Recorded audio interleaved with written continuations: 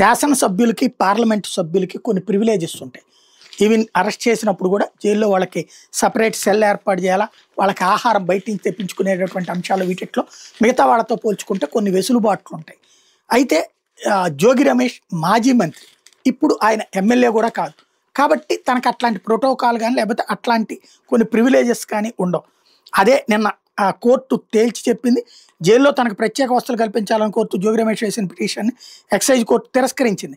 ప్రత్యేక గది కావాలని, మంచం కావాలని, పరుపు కావాలని, బెడ్షీట్లు కావాలని, దుప్పట్లు కావాలని, ఫ్యాను, పిల్లో, వైద్యులు సూచించిన మందులు, ఇంటి నుంచి భోజనం, వెస్ట్రన్ టాయిలెట్కి అనుమతించాలని జోగి అడిగితే వాటిని అనుమతించలేమని, జైలు నిబంధనల ప్రకారం వసతులు కల్పించాలని కారాగార సూపరింటెండెంట్ ఆదేశిస్తూ న్యాయాధికారి ఆదేశాలు జారీ చేశారు.